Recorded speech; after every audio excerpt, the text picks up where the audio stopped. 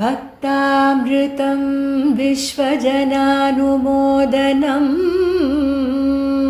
सर्वार्थदं श्रीषट्कोपवाङ्मयम् सहस्रशाखोपनिषत्समागमम् नमाम्यहं द्राविडवेदसागरम्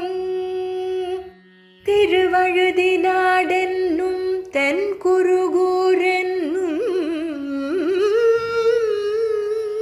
மறுவினியவன் பொருநலென்னும் அருமறைகள் அந்தாதி செய்தான் நடியினையே எப்பொழுதும் சிந்திய நெஞ்சே தெளிந்து மனத்தாலும் வாயாலும் வண்குருகூர் பேணும் இனத்தாரை எல்லாதிரைஞ்சேன் தனத்தாலும் ஏதும் குறைவிலேன் எந்தை சடகோபன் பாதங்கள் யாமுடைய பற்று ஏந்த பெருங்கீர்த்தி ராமானுசமுனிதன் பாய்ந்த மலர்பாதம் வணங்குகின்றேன் ஆய்ந்த பெருஞ்சீரார் சடகோபன் செந்தமிழ் வேதம் தரிக்கும் பேராத உள்ளம் பெற வார்த்தைகளும் சோலை மதிளரங்கர் வண்புகழ் மேல் ஆன்ற தமிழ் மறைகள் ஆயிரமும் ஈன்ற முதல் தாய் சடகோபன் மொயம்பால் வளர்த்த இதத்தாய் இராமானுசன் மிக்க இறை நிலையும் மேயாமுயிர் நிலையும் தக்க நெறியும் தடையாகி தொக்கியலும் ஊழ்வினையும் வாழ்வினையும் ஓதும் குருகையர்கோன் யாழினிசை வேதத்தியல் श्रीशैले सदयापात्रं धीमत्यादिगुणार्णवं यतीन्द्रप्रणमं वन्दे रम्यजामादरं मुनिं रम्यजामाद्रयोगीन्द्रपादरेखामयं सदा सदा यत् आत्मसत्कार्यं रामानुजमुनिं भजे लक्ष्मीनाथसमारम्भां नादयामनमध्यमाम् अस्मदाचार्यपर्यन्तां वन्दे गुरुपरम्पराम् यो नित्यमच्युतपदाम्बुजग्मरुग्म यामोगरस्तदितराणि तृणायमेणे अस्मद्गुरो भगवतोऽस्य दयैकसिन्धोः रामानुजस्य चरणौ शरणं प्रपद्ये मातापिता युवतयस्तनया विभूतिः सर्वं यदेव नियमेन वदन्यानाम् आद्यस्तनगुणे वकलाविरामं श्रीमद्तदङ्घ्रिकलं प्रणमामि मूर्ध्ना उदं सरस्य महदाह्वयपट्टनाद शिवक्तिसारकुलशेखर योगिवागान् भक्ताङ्करेणु परकाल यतीन्द्रविश्रान् श्रीमत्वराङ्कुजमुनिं प्रणतोऽस्मि नित्यं श्रीमच्चडार्यतिराजकृपाबलं वः सौम्यो मयेन्द्रगगनाद्रिमुनीन्द्रभक्तं वेदान्तयज्ञसुधीकरणप्रवीणं रामानुजं यतिवरं गुरुमाश्रयामः श्रीमच्चडारिगलिजित् यतिराजसौम्यजामाद्रिवाणगिरियोगि पदाञ्च भक्तं स्तुत्यन्तयज्ञसुखबोधनसम्प्रवीणं रामानुजं यतिवरं गुरुमाश्रयामः कार्तिके वर्णी जातं यतीन्द्र आश्रयम् आश्रये ज्ञानप्रमेयसाराभि भक्तारं वरदं मुनिम् ராமானுஜாரிய சசிஷ்யம் வேதசாஸ்திரார்த்த சம்பதம் சதுர்த்தாசிரம சம்பன்னம் தேவராஜ முனிம் பஜே.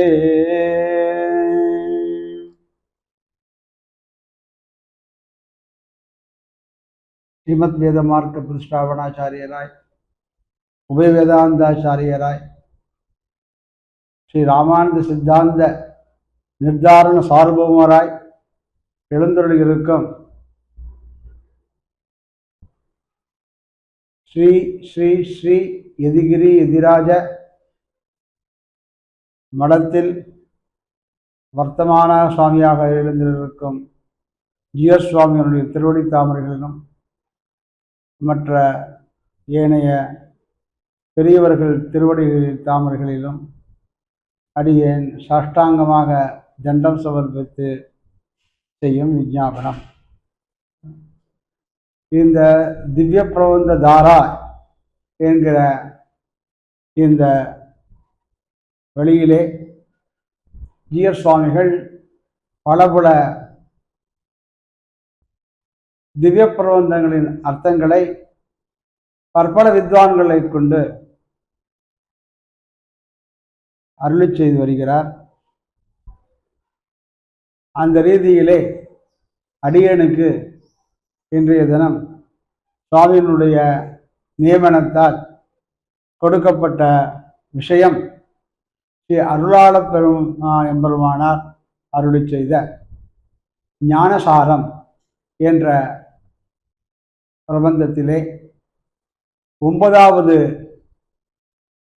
பாசுரத்தில் இருந்து 16வது பாசுரம் வரை சொல்ல வேண்டும் என்ற நியமனப்படி அந்த நியமனத்தை அடியேன் தலையல்லால் கைமாறிலேன் என எடுத்துக்கொண்டு அந்த வைபவத்தையும் அந்த ஆசிரியரின் வைபவத்தையும் அந்த தனியனுடைய வைபவத்தையும் 9வது பாசுரத்தில் இருந்து 16வது பாசுரத்தில் உள்ள பெருமைகளையும் யதாமதி விஞ்ஞாபிக்கலாம் என்று ஆரம்பிக்கிறேன்.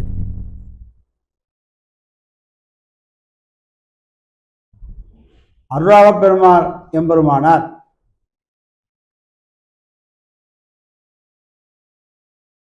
அவருடைய ஆச்சாரியரான எம்பெருமானாருடைய திருவடிகளை பற்றின பிறகு அவர் அருளி செய்த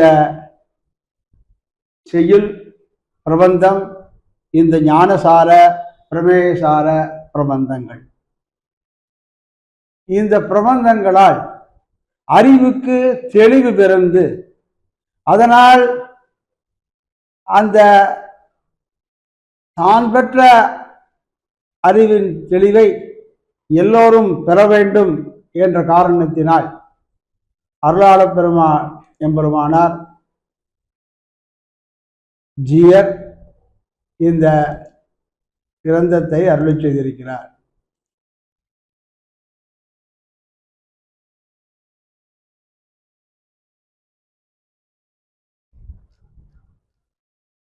இந்த கிரந்தத்தின் நூல் முகவரை என்ன என்று பார்க்கும் பொழுது அருளாள பெருமாள் எம்பெருமானார் எம்பெருமானாருக்கு அதாவது உடையவருக்கு ஸ்ரீ ராமானுஜருக்கு சீடராய் அவர் திருவடிகளில் தஞ்சம் புகுந்தவர். அனைத்து வேதம் முதலான சாஸ்திரங்களின் கருத்துக்களை எல்லாம் அவரிடம் கேட்டு தெளிந்தவர். அதனால் பரம்பொருளை அடைந்து நுகரும் பேரின்பம் ஆகிய இவற்றின் அடித்தள உண்மைகளை நன்கு அறிந்திருந்தவராய் இருந்தார்.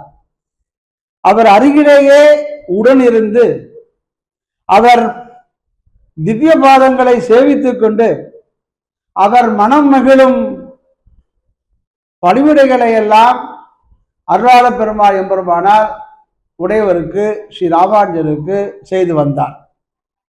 இவ்வாறான குரு பக்தி கொண்ட ஸ்ரீ அருளாள பெருமாள் எம்பெருமானார் தம்முடைய மிக்க கருணையினால் தம் குருவான எம்பெருமானாரிடம் செவியுற்ற தத்துவ கருத்துக்களை மக்கள் எல்லோரும் அறிந்து ஆன்மீக நலம் பெற வேண்டும் என்ற உயரிய கருத்தினால்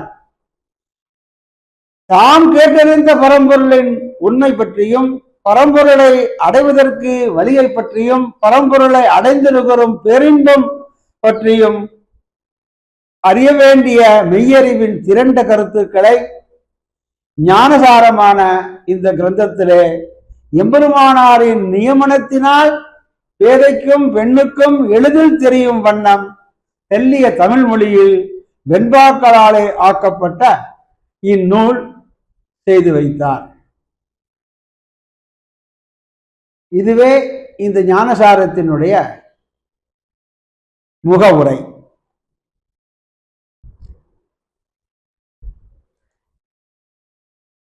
இந்த ஞானசாரத்தில் தனியன்கள் கார்த்திகே பரணி ஜாதம் யதீந்திர ஆஸ்ரயம் ஆஸ்ரயே ஞான பிரமேய சாராபி வக்தாரம் வரதம் முனிம் என்பதாக காண்பிக்கப்படுகிறது. இதன் அர்த்தம் என்னவென்றால், கார்த்திகை மாதத்திலே பரணி நட்சத்திரத்தில் அவதரித்தவரும் துறவிகளுக்கு தலைவரான ஸ்ரீ ராமானுஜரை தஞ்சம் புகுந்தவரும், ராமானுஜருக்கு துறவியர்களுக்கெல்லாம் தலைவர், அதனால்தான் அவரை யதீஸ்வரர் என்பதாக கொண்டாடுகிறோம். அப்பேற்பட்ட யதீஸ்வரரை தஞ்சம் புகுந்தவர் இந்த அருளாள பெருமாள் எம்பெருமானார். தமது ஞானசார பிரமேயசார நூல்களில் ஆசாரியன் பெருமை பேசுவருமான இந்த அருளாள மாமுனியை பற்றுகின்றேன் என்பதாக இந்த தனியனுக்கு அர்த்தம். அடுத்த தனியன் ராமானுஜாரிய சசிஷ்யம் வேதசாஸ்திரார்த்த சம்பதம் சதுர்த்த ஆசிரம சம்பன்னம் தேவராஜ முனிம்பஜே என்பதாகும். அதாவது ராமானுஜாரியருக்கு நல்ல சீடரும் வேதம் முதலிய அனைத்து சாஸ்திரங்களில் வல்லவரும் நான்காவது நிலையான துறவரத்தை மேற்கொண்டோருமான. நான்காவது நிலை என்பது துறவரம். முதல் நிலை பிரம்மச்சரியம், இரண்டாவது நிலை கிரகஸ்தம், மூணாவது வானப்பிரஸ்தம், நாலாவது துறவரம், சதுர்த்த ஆசிரமம் என்பார்கள். அப்பேற்பட்ட சதுர்த்த ஆசிரமத்தை துறவரத்தை மேற்கொண்டவருமான அருளாள மாமுனியை வணங்குகிறேன் என்பதாக இந்த தனியனுக்கு அர்த்தம். ராமானுஜாரி சசிஷ்யம், ராமானுஜாருக்கு நல்ல சிஷ்யருமான வேதசாஸ்திரார்த்த சம்பதம், வேதம் முதலிய அனைத்து சாஸ்திரங்களில் வல்லவருமான சதுர்த்த ஆசிரம சம்பன்னம், நாலாவது ஆசிரமத்தை அடைந்தவரான தேவராஜ முனிம்பஜே. இவருக்கு பூர்வாசிரமத்து பெயர் தேவராஜ முனின்னு பெயர். சன்னியாசாசிரமத்து பெயரோடு இவருக்கு அருளாள எம்பெருமானார் என்பதாக. ஆகவே அப்பேற்பட்ட அருளாள மாமுனியை வணங்குகிறேன் என்பதாக. ராமானுஜாரிய சசிஷ்யம் அப்படின்னா யஜ்ஞமூர்த்தி என்னும் பூர்வாசார பெயருடன் முன்னை நிலையில் எம்பெருமானோரோடு 18 நாட்கள் நடத்திய வேதாந்த விசாரத்தில் தர்க்கம் செய்தவர் இவர். எம்பெருமானாருக்கும் இவருக்கும் ஒரு வாதம் ஏற்பட்டது. இவருக்கு பூர்வாசிரமத்திலே, இவருக்கு பூர்வத்திலே யஜ்ஞமூர்த்தி என்று பெயர். அந்த யஜ்ஞமூர்த்தி என்பவர் எம்பெருமானாரிடத்திலே வாதத்துக்கு கூப்பிடுகிறார். அந்த வாதம் 18 நாட்கள் நடைபெறுகிறது. 18 நாட்கள் நடத்திய வேதாந்த விசாரத்தில் தர்க்கம் செய்து எம்பெருமானாரை சோர்வரச் செய்கையில் பேரழகான அத்திகிரி வரதராஜ பெருமாள் கனவில் தோன்றி, எம்பெருமானாரே, நீர் சோர்வுற வேண்டாம், உமக்கு திறமையோடு ஒரு நற்சீடனை உண்டாக்கி கொடுத்தோம், அவனை வெல்வீராக என்று உரைத்த குரு பரம்பரையை தொடர்களே இங்கே நாம் நினைவு கூற வேண்டும்.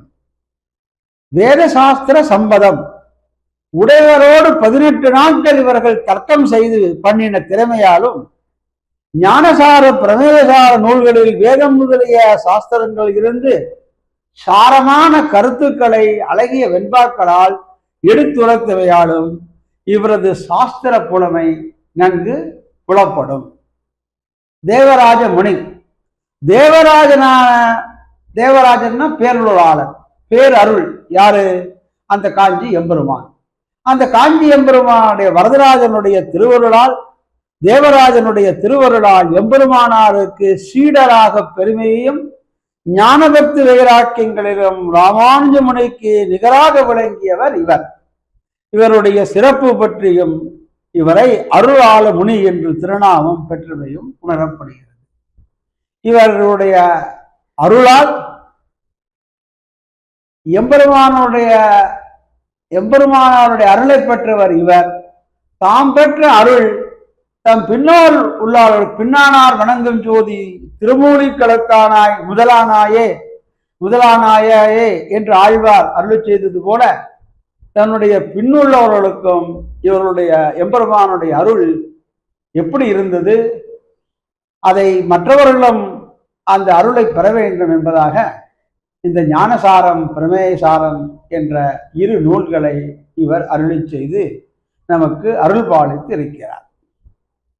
இந்த நூல்களுக்கு தனியன் என்று அந்த நூலின் பெருமையை கூறுவதற்கு தனியன் செய்வார்கள்.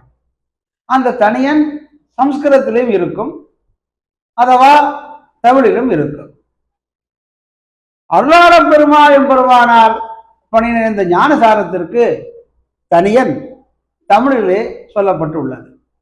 அந்த தனியன் என்னவென்றால், சுருளார் சுருங்குழல் தோகையர் வேள் வெளியில் துவளும் மருளாம் வினைகடும் மார்க்கம் பெற்றேன், மறைநான்கும் சொன்ன பொருள் ஞானசாரத்தை புந்தியில் தந்தவன் பொங்கலிசேர் அருளாள மாமுனியம் பொற்கடல்கள் அடைந்த பின்னே என்பதாக இந்த தனியன் அமைந்துள்ளது. இந்த தனியனுக்கு என்ன அர்த்தம் என்றால், 4 வேதங்களில் இருந்து அந்த வேதத்தின் உட்பொதிந்த ஆள் பொருள்களை எல்லாம், திருமந்திரத்தின் மெய்ப்பொருள்களையும் ஞானசார பிரமேசாரம் என்னும் நூல்களை கொண்டு அறிவை புகட்டியவரும் ஞான சுழவிளக்காய் விளங்குபவருமான இந்த அருளாள மாமுனி என்ற அருளாள பெருமாள் எம்பெருமானார் இவர் என்ற திருநாமத்தை உடையவர். ஆச்சாரியருடைய அழகியதும் அனைவருக்கும் அடைய தகுந்ததுமான அவரது திருவடிகளை அடைந்த பிறகு ஊழ்வினைகள் அழிவதற்காக வழியை அறிந்து கொண்டேன் என்பதாக அவர் காண்பிக்கிறார். அந்த ஊழ்வினையால், ஊழ்வினை உறுத்தும் என்பதாக ஊழ்வினைகள் அழிவதற்கு வழியை அறிந்து கொண்டு அந்த ஊழ்வினையால் அறிவில் மயக்கம் ஏற்படுகிறது. ஒரு ஊழ்வினை என்றால் அந்த மாயை நமது அறிவை அது சூழும், அதனால் நமக்கு சம்பிரமம் ஏற்படும். ஆகிய ஊழ்வினையால் அறிவில் மயக்கம் ஏற்படுகிறது. அறிவு மயக்கத்தால் பெண்வழி சேரலில் துவட்சி ஏற்படுகிறது. அத்துவட்சிக்கு காரணமாக அவர்களது சுருண்ட கருங்கூந்தலிலும் வேல் போன்ற அவர்களின் பார்வையிலும் மனம் நமக்கு நெகிழ்கிறது.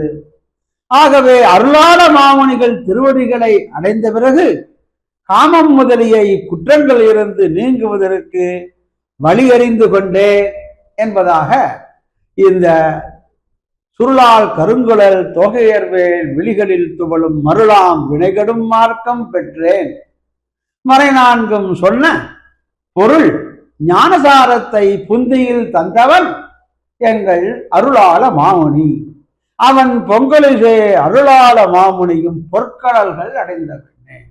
இந்த அருளாள மாமுனியின் திருவடிகளை நாம் அடைந்த பின்பு நமக்கு மருள் எல்லாம் போய் சுருளால் கருங்குழல் தோகையர்வேல் விழியில் துவளும் மருள் எல்லாம் நீங்குகிறது என்பதாக காட்டுகிறார்.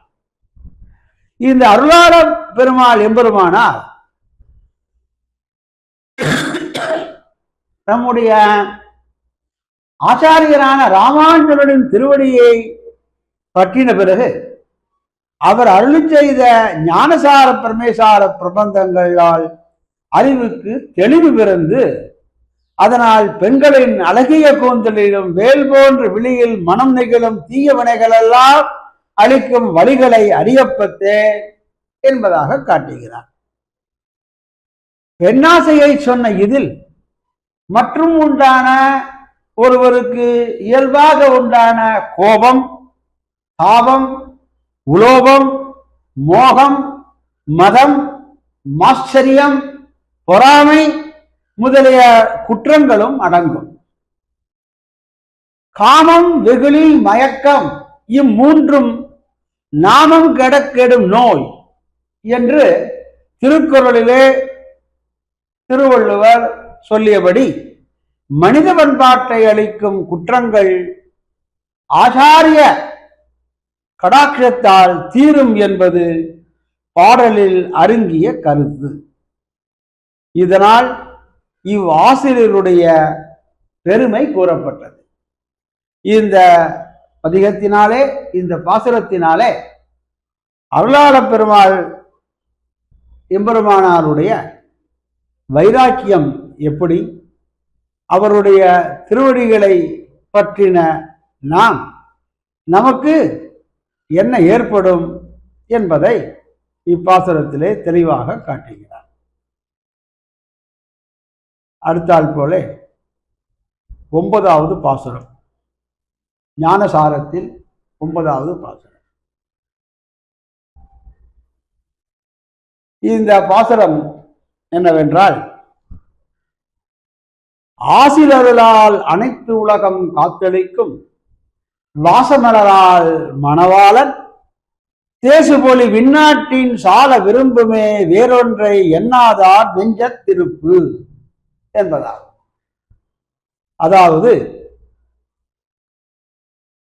இதற்கு முந்தின பாசுரத்திலே அது 1 முதல் 8வது பாசுரம் வரையும் அடியனுக்கு முன்னாலே ஒதுக்கப்பட்ட வித்வான் அதை பற்றி கூறியிருப்பார். அடியேன் இந்த 9வது பாசுரத்தில் இருந்து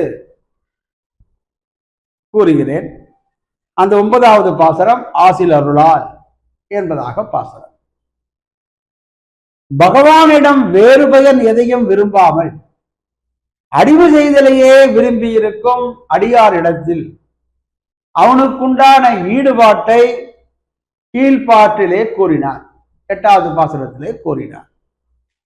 இதில் கீழ் சொன்ன ஈடுபாட்டை காட்டிலும் இன்னமும் அதிகமான ஈடுபாட்டை இப்பாட்டில் காட்டுகிறார். இதில் பகவான் தான் பக்தர்களின் நெஞ்சை சோதனை செய்து அதை தனக்கு இருப்பிடமாக கொள்கிறான் என்கிறார்.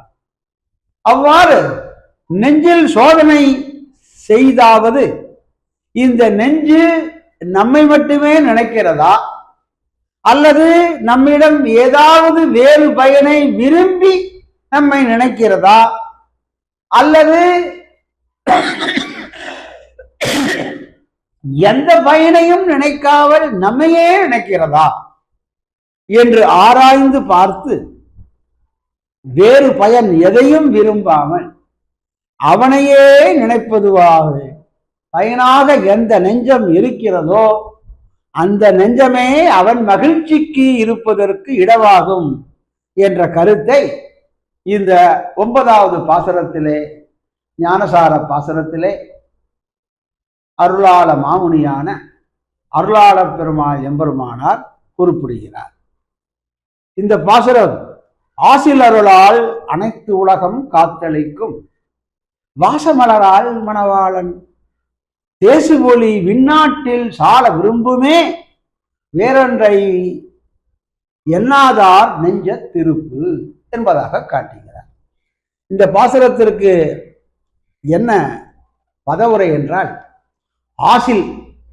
ஆசில் என்றால் குற்றமில்லாத, அருளால் கருணையினால் அனைத்து உலகம் எல்லா உலகத்தையும் காத்து காப்பாற்றி ரட்சித்து அளிக்கும் விருப்பங்களை கொடுக்கும் வாசமலரால் மணவாளன் தாமரையில் பிறந்த பிராட்டிக்கு நாயகனான பகவான் தேசு பொலி ஒளிமயமான விண்ணாட்டில் ஸ்ரீவைகுண்டத்தை காட்டிலும் வேறு ஒன்றை எண்ணாதா, தன்னை ஒழிய வேறு எதையும் நினைக்காதவர்களுடைய நெஞ்சத்து அவருடைய இதயத்திலே இருப்பு குடியிருப்பு சால மிகவும் விரும்பும் ஆதரிக்கும் என்பதாக இந்த பாட்டிற்கு பதார்த்தம். இதனுடைய விளக்க உரை என்னவென்றால், அருளுக்கு குற்றமாவது எனில் ஒரு காரணத்தை பற்றி அருள் செய்தால் அவ்வருள் குற்றமாகும். ஏதாவது பிரயோஜனத்தை நினைத்து கொண்டு அது பிரயோஜனத்திற்காக அந்த பலத்திற்காக அருள் செய்தால் அது குத்தம், அவ்வருள் குற்றமாகும் என்று அருளுக்கு விளக்கம் சொல்ல வந்த திருக்குறளின் ஆசிரியரான பரிமேலழகர் கூறுகிறார். அருளாவது தொடர்பு பற்றாது இயல்பாக எல்லா உயிர்கள் மேலும் செல்வதாகிய கருணை என்று கூறுகிறார். இது துறவரத்திற்கு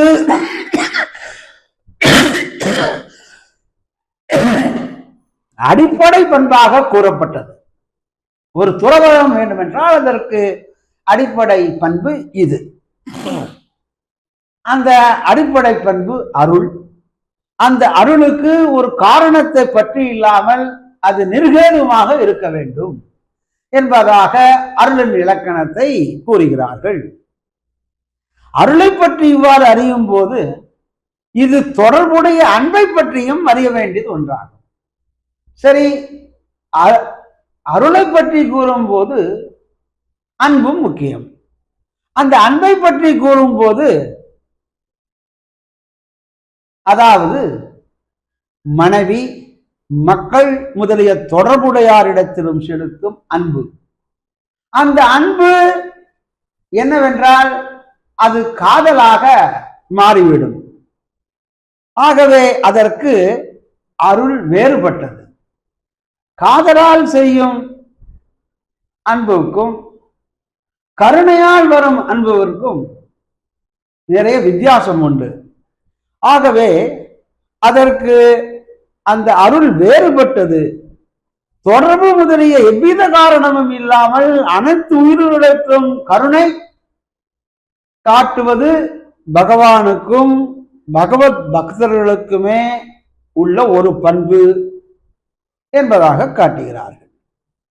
இப்பாசுரத்திலே அனைத்து உலகம் என்று ஆரம்பிக்கப்படுகிறது. அனைத்து உலகம் என்றால் எல்லா உலகம். எல்லா உலகம் என்றால் எல்லா உலகத்தையும், பூமிக்கு மேலே 7 உலகங்கள், பூமிக்கு கீழே 7 உலகங்கள், ஆக 14 உலகங்கள் என்று சொல்லப்படுகின்றது. இந்த 14ற்கும் சேர்ந்து அண்டம் என்று பெயர். இந்த அண்டம் பூமிக்கு மேல் 7 உலகங்கள், பூமிக்கு கீழே 7 உலகங்கள் உள்ளதாக தெரிவிக்கிறார்கள். அதாவது பூமிக்கு மேலே பூலோகம், புவர்லோகம், சுவர்லோகம், மகர்லோகம், ஜனலோகம், தபலோகம், சத்தியலோகம் என்பதாக 7. பூமிக்கு கீழே அதலம், விதலம், சுதலம், ரசாதலம், தலாதலம், மகாதலம், பாதாளம் என்ற 7. அப்ப 7 7 14 லோகங்கள். இந்த 14 லோகங்களும் சேர்ந்து ஒரு அண்டம். இது போல பலவிதமான அண்டங்கள் இருக்கிறது, நமக்கு தெரியாத இடங்கள். ஆகவே இப்பேற்பட்ட 14 லோகங்களுக்கும் அந்த அண்டத்திற்கும் அப்பாற்பட்ட அண்டங்கள் எதேனும் இருக்குமாயில் அந்த அண்ட சராசரங்களுக்கும் அனைத்து உலகம் என்பதாக காட்டுகிறார். ஆகவே இவை அனைத்து உலகம் எனப்பட்டன. ஒரு காரணத்தை பற்றி அருள் செய்வதனால் அவ்வருளின் ஏற்றத்தாழ்வுகள் காணப்படும். ஒரு காரணத்தினால் அருள் செய்தால் அந்த அருளிலே ஏற்றத்தாழ்வு ஏற்படும். பகவானுடைய அருள் எந்த காரணத்தை பற்றியும் நல்லவர் தீயவர், இவர் ஏழை இவர் பணக்காரர் என்று பாகுபாடு பண்ணாமல் எல்லோருக்கும் பொதுவாக இருப்பதால் ஆசிலருள் எனப்பட்டது. அவள் அருள் ஆசீர்வாதத்தால் ஏற்பட்ட அருள். ஆசிலருள் எனப்பட்டது. இங்கு சொல்லப்பட்ட உலகு என்ற சொல் அது ஆகுபெயராக உலகம் சிரித்தது, ஊர் சிரித்தது என்றால் ஊர் சிரிக்குமோ, உலகம் சிரிக்குமோ?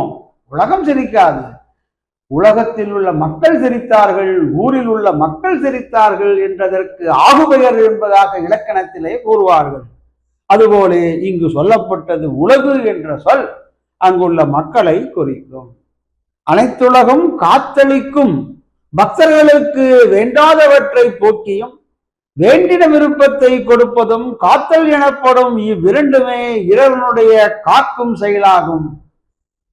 வியாதி தீர்த்தல் ஒரு நன்மை, அதுபோல வேண்டாததை கழித்தும் விரும்பியதை கொடுத்தும் காத்தலாகும், காத்தளிக்கும் என்று இரண்டு சொல்லும் ஒரே கருத்தை கூறுவதால் இவ்வாறு கூறப்பட்டது. காத்து அளிக்கும், அவனை ரட்சித்து அவனை அளிக்கும். வாசமலர் மணவாளன் வேறு மாறாத பூமேல் இருப்பாள் என்று நம்மாழ்வார் அருளி செய்தபடி தாமரையின் அழகு மாறாமையால் எப்பொழுதும் ஒரே மாதிரியாக இருக்கும் பெருமை உடையதும் நறுமணம் அலைவீசுகின்றுமான தாமரை பூவை இருப்பிடமாக உடைய பெரியவராட்டியார் என்று பொருள்.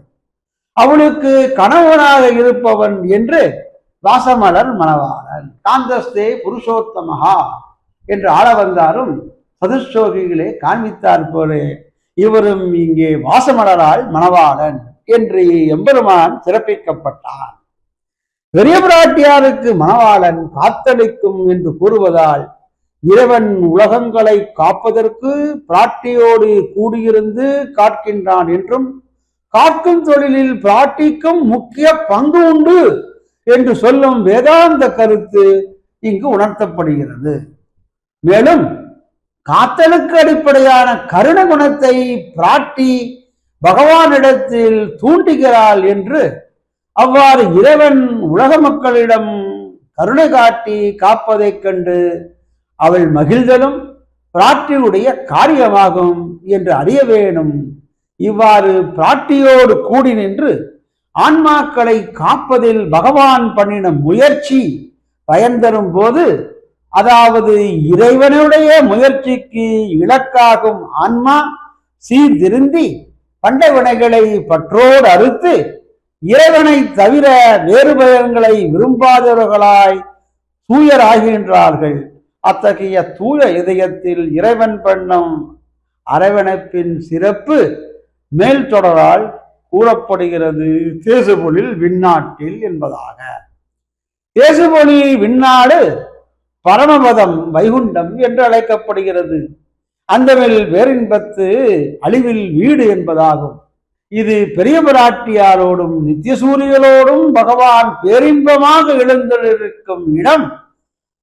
இத்தகைய இன்பமிகு இடத்தை காட்டி அதுவே தேசுபொழில் விண்ணாடு. அந்த விண்ணாடு சால விரும்புமே மிகவும் உகந்திருக்கும் என்றவாறு ஏகாரம் ஈட்டரசை அசை இவ்வளவு ஆதரித்து நிற்கின்ற இடம் இது என்றால் அது கூறப்படுகிறது. மேல் தொடரால் வேறு ஒன்றை எண்ணாதார் நெஞ்சத்திருப்பு. உண்ணும் சோறு பருகும் நீர் தின்னும் வெத்தலை எல்லாம் கண்ணன் என்று ஆழ்வார் இருந்தார் அல்லவா? அதுபோலே அவருக்கு கண்ணனை தவிர வேறு பயன் எதுவும் தேவையில்லை. அதுபோலே எல்லா பயன்களும் பகவானே என்று நினைத்து வேறு பயன் எதையும் உள்ளத்தால் உள்ளலும் செய்யாமல் யார் இருக்கிறார்களோ அவர்களுடைய இதயத்தில் இருக்கும் இருப்பு பரமபதத்தை காட்டிலும் மிக இன்பமாக இருக்கும் என்பதாக கருத்தை இப்பாட்டில் ஆணித்தரமாக அருளி செய்கிறார். ஞானசாரம் 9வது பாட்டிலான இந்த ஆசிலருளால் அனைத்து உலகம் காத்தளிக்கும் வாசமலரால் மணவாளன் தேசுபொழி விண்ணாட்டில் சால விரும்புமே வேறொன்றை எண்ணாதார் நெஞ்சத்திருப்பு என்பதாக இந்த பாசனத்திலே அருளி செய்கிறார். அடுத்து 10வது பாசனம். இது எப்படி எடுக்கிறது?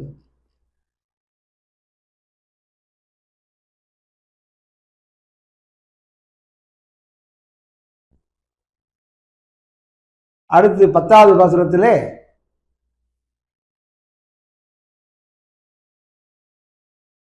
நாளும் உலகை நவிழ்கின்ற வாளரக்கன் தோளும் முடியும் துணிந்தவன் தன் தாளில் பொருந்தாதார் உள்ளத்து பூமடந்தை கீழ்வல் இருந்தாலும் முள்மேல் இருப்பு என்பதாக காட்டுகிறார். பகவானை தவிர வேறு பயன் எதையும் விரும்பாதார் உள்ளத்தில் இருந்தாலும் அவ்விருப்பு அவனுக்கு துன்பத்தை தருவதால் வெறுப்பாயிருக்கும் என்பதை இந்த பாட்டிலே அருளி செய்கிறார். பரமபதத்தை காட்டில் மிகவும் ஆதரவோடு இருப்பான் என்று கீழே சொன்னதற்கு மாறாக இப்பாட்டில் வேறு வேறு பயன்களை விரும்புவதாவது இதயங்களில் இருந்தாலும் அவ்விருப்பு பகவானுக்கு துன்பத்தை தருவதாக பொறுக்க மாட்டாமல் இருக்கும் என்று கருத்து இப்பாட்டில் கூறப்படுகிறது. இப்பாட்டினுடைய பதபதார்த்தம் நாளும் நாள்தோறும் உலகத்தையெல்லாம் நல்கின்ற துன்புறுத்துகின்ற வாளரக்கன் வாளை தனக்கு பக்கமளமாக கொண்ட ராமனுடைய தோளும் 20 தோள்களும் முடியும் 10 தலைகளும் துணிந்தவன் அறுத்து தள்ளிவனான பூமடந்தை கேள்வன் தன் திருமகள் நாயகனான ராமபுரானுடைய தாளில் திருவடிகளில் பொருந்தாதார் பற்றாதவருடைய உள்ளத்தில் இதயத்தில் இருந்தாலும் கொள்கையளவில் இருந்தாலும் அவ்விருப்பு முள்மேல் இருப்பு முள்முனியில் இருப்பது போன்றாகும் என்பதாக இந்த பாட்டிலே கூறுகிறார். ஏதோ ஒரு நாளில் அல்லாமல் தினந்தோறும் துன்புறுத்துகின்ற அதிலும் யாரோ ஒருவர் இருவர் என்று இல்லாமல் உலகத்தார் அனைவரும் துன்புறுத்துவதிலும் சற்றும் இடையில்லாமல் ஓயாமல் துன்புறுத்துகின்ற இந்த உலகை நல்கின்ற வாளரக்கன் தோளும் முடியும் துணித்தவன் தாளில் பொருந்தாதார் உள்ளத்து பூமடந்தை கேள்வன் என்பதாக இங்கே காந்தஸ்தே புருஷோத்தமனை மறுபடியும் இங்கே கூறுகிறார். இருந்தாலும் முள்மேல் இருக்கும் இருப்பு என்பதாக அந்த முள்மேல் இருக்கும் இருப்பு தோல் முடியும் துணிந்தவன் ஒவ்வொரு வரிகளுக்கும் சொல்ல போனால் ஒவ்வொரு பாசுரத்திற்கும் 1 மணி நேரம் சொல்ல வேண்டும். அப்பேற்பட்ட அர்த்தம் உள்ள பாசுரங்கள். வாளரக்கன் வாளாயத்தையுடைய அரக்கன் ராவணன் தோளும் முடியும் துணிந்தவன் 20 தோளையும் 10 தலைகளையும் அறுத்தவன் தாழ்போது மென்றெழுந்தால் தரணியாளன் அதுகண்ட தரித்திருப்பாளர்கள் தங்கள் கோன்போலும் என்றெழுந்தான் குன்றமன்ன 20 தோளுடன் துணிந்த ஒருவன் கண்டி என்று திருமங்கையாழ்வார் தன்னுடைய திருமொழியிலே காண்பிக்கிறார். அதுபோலே தலைகள் 10ஐயும் வெட்டி தள்ளி பொழுது போகா விளையாடினால் போலே கொன்றவன் சரங்களை துறந்து வில்வளைத்து இளங்க மன்னன் திறங்கள் 10 அறுத்து செல்வர் மண்ணு பொன்னிடம் என்பதாக திருச்செந்தபுரத்திலும் காணப்படுகிறது. இவ்வாறு சுரிகரல் கணுவாய் திருவனை பிரிந்த கொடுமையில் கடைவனை அரக்கன் எரிவொளி திலங்கு மணிமொழி பொடி செய்து இலங்கை வாழ்படுவதற்கெண்ணி என்று பெரிய இவ்வாறு பிராட்டியும் தானுமாக இன்பமிகு எழுந்தருளி இருக்குபவன் தண்டாளில் பொருந்தாதார் உள்ளத்தில் தன் திருவடிகளை பற்றி இருக்கும் போதே வேறு பயன்களின் மனத்தை பறிகொடுத்து தன் திருவடிகளிலே பொருத்தப்பட்டிருக்கும் புயல்களுடைய உள்ளத்தில் பொருந்தாதார் என்ற சொல் தன் திருவடிகளை பற்றி இருக்கும் போதே என்று பொருளை குறிப்பதாக உணர்த்துகிறது. வேறு பயன்களிலும் மனதை பறிகொடுத்தவர்கள் மனம் திருவடியில் பொருத்தி இருக்கும் முடியாதல்லவா? உதாரணமாக வரவின் மகளில் ஒருவனோடு புணர்ந்திருக்கும் போதே மனதில் வேறொருவன் நினைப்பது போன்றதாகும். இருந்தாலும் என்ற சொல்லாலும் வேறு பயன்கள் விரும்புவார் மனத்தில் இருக்க மாட்டான் என்ற பொருள் குறிப்பதாக உரை கிடைக்கிறது. தன்னிடம் வேறு பயனை கருதி தன்னை வழிபடும் போலி பக்தருடைய வற்புறுத்தலுக்காக அவர் மனத்தில் இருந்தாலும் என்று பொருள். முள்மேல் இருப்பு முள்முனையில் இருப்பது போன்றது, அதாவது பகவானுக்கு துன்பம் தரக்கூடியதாகும் என்பதாக இந்த பாசுரத்திலே அழகிய அருளாளப் பெருமாள் எம்பெருமானார் காண்பிக்கிறார். அடுத்த பாசுரம் 11வது பாசுரம். தன் பொன்னடியன்றி மற்றொன்றியும் தாழ்வு செய்ய அன்பர் உகந்திட்டது அனுமனிலும் பொன்விரலும் மேருவாய் கொள்ளும் விரையாய் துழாயடங்கள் மார்மா கொண்டல் நிகர்மாய் என்பதாக காட்டுகிறார். கீழே சொன்ன 2 பாடல்களிலும், அதாவது 9வது பாசுரம் 10வது பாசுரம், ஆசிலருளால் என்ற பாடலில் வேறு ஒன்றை எண்ணாதார் நெஞ்சத்தில் திருமகள் மணாளனா இறைவன் விருப்பத்துடன் இருப்பையும், நாளும் உலக என்ற பாடலில் இறைவனை பற்றி பற்றி கொண்டு வேறு ஒன்றை எண்ணுவராது உள்ளத்தில் இறைவன் துன்பத்துடன் இருக்கும் இருப்பையும் அருளி செய்தார். இப்பாட்டில் தன் திருவடிகளில் வேறு பயனை கருதாது பக்தி செய்யும் உண்மையான பக்திமான்கள் மிக அன்புடன் கொடுக்கும் பொருள் மிக சிறியவனாக இருந்தாலும் இறைவன் அச்சிறிய அளவான பொருளையும் மிக பெரிதாக நினைத்து ஏற்பான் என்னும் கருத்தை அருளி செய்கிறார். திணைத்துணை நின்று செய்யலும் பனைத்துணையாக கொள்வர் பயன் தெரிவார் என்று பொய்யாமொழியும் இக்கருத்தை கூறுகின்றார். உலகளந்த நிலையை வருணிக்கையில் உயர்ந்தவருக்கு உதவிய உதவி ஒப்பவே என்றான் கம்பனும். ஆகவே தன் பொன்னடியன்றி மற்றொன்றில் தாழ்வு செய்யா அன்பர் உகந்திட்டது அணுவனினும் பொன்பிரலும் மேருவாய் கொள்ளும் விரையார் துலாயலங்கள் மார்மா கொண்டல் நிகர் மாள் என்பதாக காண்பிக்கிறார். அதாவது விரையார் நறுமணம் நிறைந்த துலாயலங்கள் திருத்துலாய் மாலையை அணிந்து கொண்டவனாய் மாரிமா கொண்டல் நிகர் மலைபொழியும் மேகத்தை நிகர்ந்த வடிவடைவான நீலமேக ஷாமலான அந்த எம்பெருமான் யார் என்றால் அவன்தான் மால், அவன்தான் திருமால், அவன்தான் மால். இப்ப மால் மால் எல்லாரும் போடுறாள், அதெல்லாம் மால் அல்ல, இவனே மால், இவனே திருமால். தன் பொன்னடியன்றி தன்னுடைய அழகிய திருவடிகளை ஒழிய மற்றொன்றில் வேறு பயன்களில் தாழ்வு செய்யா ஈடுபாடு கொள்ளாத அன்பர் பக்தியை உடையவர்கள் உகந்திட்டது மகிழ்ச்சியுடன் கொடுப்பது அணுவனிடம் மிகச் சிறியதாக இருந்தாலும் அப்பொருளை பொன்பிரலும் பொன்மிளிரும் மேருவாய் அதை பொன்மலை ஒத்ததாய் வெறுமலை ஒத்ததாய் கொள்ளும் ஏற்றுக்கொள்வார் என்பதாக இந்த பாசுரத்திலே தன் பொன்னடி அன்றி மற்றொன்றில் தாழ்வு செய்யா அன்பர் உகந்திட்டது அணுவலிலும் பொன்பிரலும் மேருவாய் கொள்ளும் விரையார் துலாயலங்கள் மார்மா கொண்டல் நிகர் மாள் என்பதாக காட்டுகிறார். அடுத்து 12வது பாசுரம். இந்த 12வது பாசுரத்திலே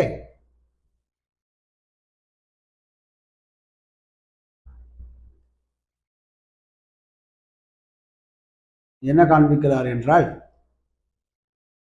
மாறாய் இணைந்த மருத என்பதாக, மாறாய் இணைந்த மருதமிரத்தவழ்ந்த சேரார் அரவிந்த சேவடியை வேறாக உள்ளத்தார் எந்நிதியை ஈந்திடினும் தான் உகந்து கொள்ளான் மலர் மடந்தை கோல் என்பதாக காட்டுகிறார். அதாவது மலர் மடந்தை கோல் திருமகள் தலைவனான பகவான் மாறா இணைந்த தன்னிடம் பகை கொண்டு சேர்ந்து நின்ற மருதம் இரட்டை மருத மரங்களான அசுரர்களை முறிந்து விழும்படி தவழ்ந்து போன சேரார் சேற்றில் அலர்ந்த அரவிந்தம் செந்தாமரை போல் அப்பொழுது அலர்ந்த தாமரை பூ போலே சேற்றில் அலர்ந்த அரவிந்தம் செந்தாமரை போன்ற வேறாக சிறப்பாக அதுவே பயனாக உள்ளாதார் நெஞ்சால் நினையாதார் ஒன்னிதியை மிக பெரும் செல்வத்தை ஈந்திடினும் தனக்கு காணிக்கையாக கொடுத்தாலும் தான் பரிபூர்ணனான இறைவன் உகந்து கொள்ளான் மகிழ்வுடன் ஏற்க மாட்டான் என்பதாக காட்டுகிறார். வேறு பயங்கள் விரும்புவார் மிகப்பெரிய செல்வத்தை தனக்கு காணிக்கையாக கொடுத்தாலும் திருமகள் மணாளரான இறைவன் அச்செல்வத்தை விரும்பி ஏற்க மாட்டான் என்று கூறுகிறார். இந்த பாட்டிலே கிருஷ்ண விருத்தாந்தத்தை காண்பிக்கிறார். மாலனா இணைந்த மருதம் தன்னிடம் பகை உணர்வோடு இடைவெளி இல்லாமல் நெருங்கியிருந்த மருத மரங்கள், அது யமலார்ச்சனம் என்ற சம்ஸ்கிருத வார்த்தையில் தமிழ் மருத மரம். அந்த யமலார்ஜன மருத மரத்தின் இடையே ஒரு அரக்கன் வந்து இருந்தான், கிருஷ்ணனை கொல்ல வேண்டும் என்ற நோக்கத்தினுடைய அந்த யமலார்ஜனம் என்ற பெயரில் உடையவர்களை அவர்களை முறிந்து விழும்படி அந்த மரங்கள் இடையே இவன் தவழ்ந்து சென்று அந்த மரங்களிடையே இவன் தவழ்ந்து சென்று விட்டான். அங்க யமலார்ஜனான அந்த மரம் மடிந்து விழுந்தது, அவர்கள் மேலே விழுந்தது, அவர்கள் மாண்டார்கள். அப்பேற்பட்ட அந்த கணனுடைய விருத்தாந்தத்தை இப்பாட்டிலே கூறி பொருந்திய மாமருது தின்னடை போயவம் பொருந்தா காய் ஊன்கலல் காணியே வேதிற்று வருந்தினான் வாசகமாலை கொண்டு உன்னையே இருந்து எத்தனை காலம் புலம்போனே என்று போனாய் மாமருதின் நடுவே என் பொல்லாமணியே என்று ஆழ்வாரும் அனுபவிக்க ஆசைப்பட்ட மருதத்தின் நடுவே போன திருவடிகள் என்றோ உன்னுடைய திருவடி. அப்பேற்பட்ட திருவடி வேறாக உள்ளாதால் வேறுபடுத்தி எண்ணாதவர்கள் என்று அந்த திருவடியை கொண்டாடுகிறார்கள். இந்த பாட்டில் எம்பெருமானுடைய திருவடி அது எப்பேற்பட்ட திருவடி? ஓங்கி உலகளந்த திருவடி. அந்த ஓங்கி உலகளந்த திருவடி அதை திருப்பாவையிலே ஓங்கி உலகளந்த உத்தமன் வேறுபாடு என்ற பாசுரத்திலே அங்கே வியாக்கியானதாரர்கள் சொல்லும் பொழுது வசிஷ்ட செண்டாட விவாக வாசியர எல்லா தலையிலும் தன் திருவடியை வைத்தது போல அப்பேற்பட்ட கருணை உள்ளவன் எம்பெருமான் என்று ஒன்னிதியை ஈந்திடிலும் என்பதாக சீரிய அளவற்ற நிதி அவன் திருவடி. தனம் மதியம் தவபாத பங்கஜம் என்று அளவந்தாலும் அந்த திருவடிகளை கொண்டாடுகிறார். அப்பேற்பட்ட திருவடி தன்னிடம் பக்தியில்லாத வேறு பயனை விரும்புவார் கொடுப்பதை மகிழ்ந்து அவன் ஏற்க மாட்டான் என்பதாலும் மகிழ்ந்து ஏற்க மாட்டான் என்றதால் தளபதியே என்று ஏற்பானாக தெரிகிறது. இறைவன் எல்லோராலும் பற்றப்படுவதனால் அவன் யார் கொடுப்பதையும் அவன் ஏற்க வேண்டுமோ கடமைக்காக ஏற்பான் அன்றி அவன் மகிழ்ந்து ஏற்க மாட்டான் என்பது இதன் குறிப்பு பொருள். பெற்றோர்கள் நற்குணமுடைய குழந்தைகள் கொடுப்பதை ஏற்பது போல அக்குணமில்லாதார் கொடுப்பதையும் ஏற்க வேண்டும் அல்லவா, அதுவே போல என்பதாகும் என்பதாக இங்கே காண்பிக்கிறார். அதாவது அரவிந்த சேவடியை வேறாக உள்ளாதார் என்ன நிதியை ஈந்திடிலும் தானுகந்து கொள்ளான் மலர் மடந்தை போல்.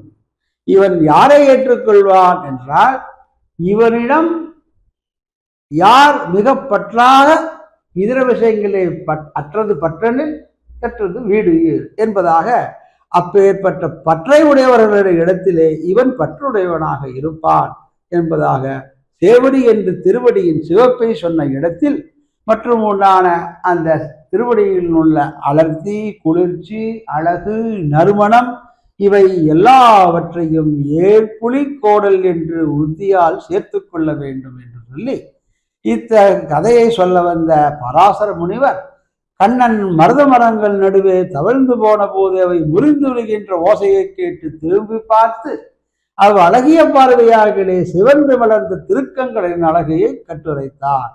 இத்தகைய பாடலில் கூறிய அருளாள மாமுனிவர் கண்ணன் தவழ்ந்து போகிற போது மருத மரங்கள் முறிந்திட்டு போன திருவடிகளின் அழகை கட்டுரைக்கிறார் என்பது இங்கே மணவாள மாமுனிகளின் உரையிலேயும் காணப்படுகிறது.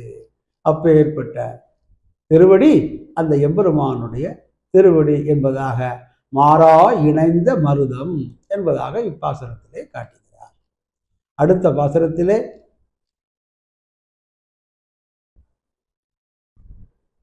13வது பாசனத்திலே பண்டே உரைத்தும் பங்கயத்தாள் என்பதாக காட்டுகிறார்.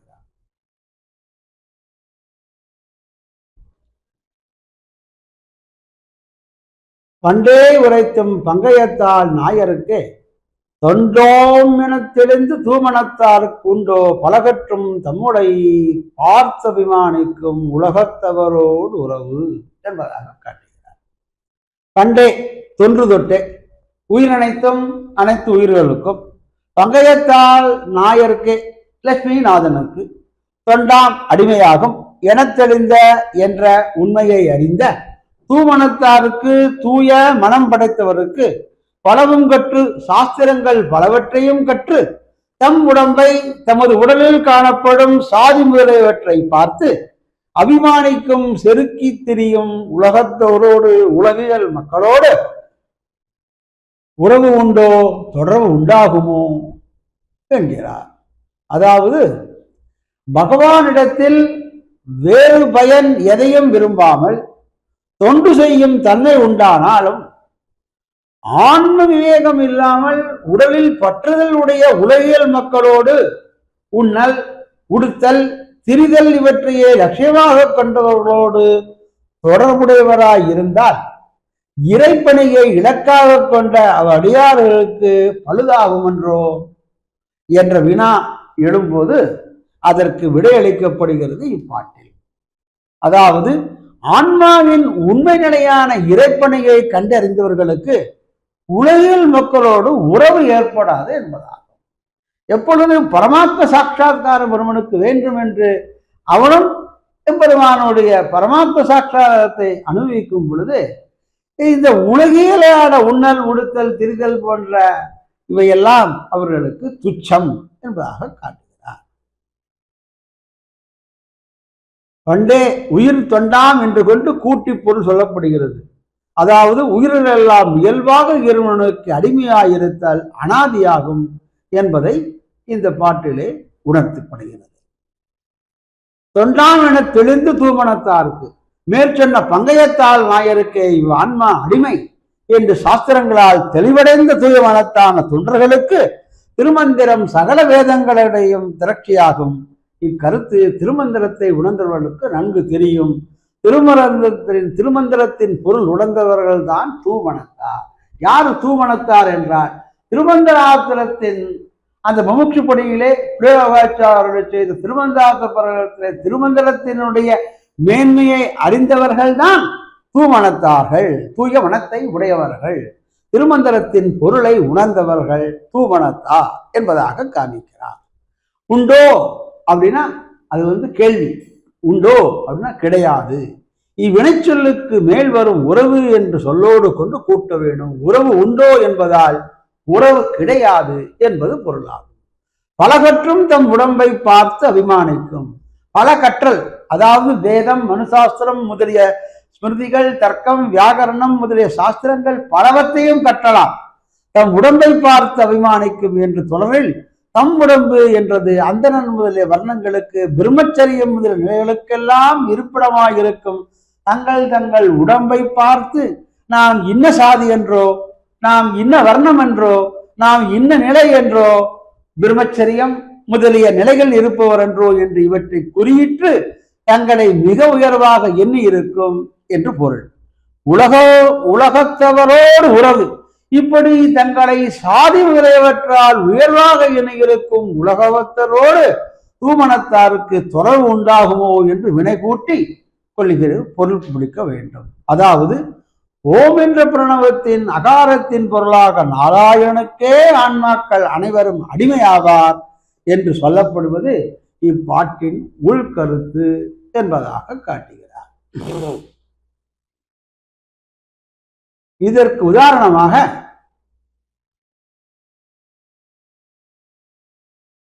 ஒரு பழைய வரலாற்று இங்கே சுவாமி மனவாள மாமுனிகள் தன்னுடைய வியாக்கியானத்திலே காட்டுகிறார். அதாவது திருவைந்திபுரம் என்ற ஒரு ஊரிலே வில்லிபுத்தூர் பகவர் என்று ஒரு பிரபலமாய் இருப்பார் ஒருவர். அவர் ஒரு சன்னியாசி, அவர் ஒரு துறவி.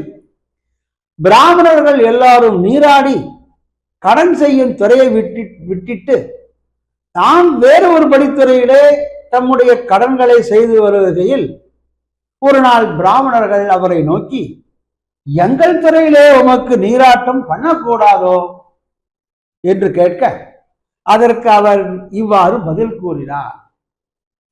நாங்கள் எல்லாரும் குளிக்கிற துறையிலே நீ குளிக்க கூடாதோ, நீ தனியாக ஒரு படுத்துறையிலே சென்று குளிக்கிறீரே, அனுஷ்டானம் செய்கிறீரே, இது எதற்கு என்று அவர்கள் கேட்க அதற்கு அவர் பதில் கூறினார். ஓ அந்தணர்களே, நாங்கள் விஷ்ணுவின் அடியார்கள், நீங்கள் சாதி தர்மங்களை கடைபிடிக்கும் பிராமணர்கள்.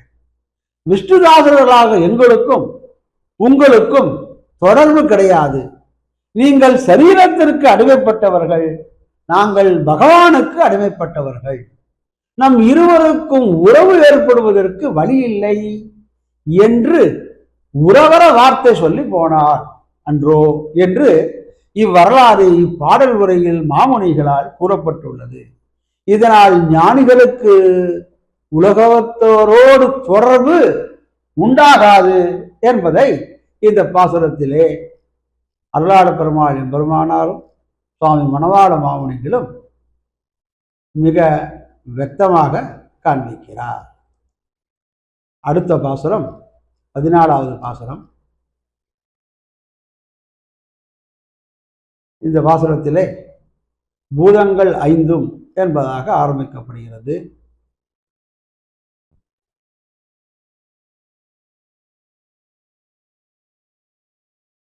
பூதங்கள் ஐந்தும் பொருந்தும் உடம்பினால் பிறந்த சாதங்கள் நான்கினோடும் சங்கதமாம் வேதங்கொண்டு என்ன பயன் பெறுவீர் எவ்வு இருக்கும் இந்திரைகோன் தன்னடியே காணும் சரண் என்பதாக இந்த பாட்டு அமைந்து உள்ளது.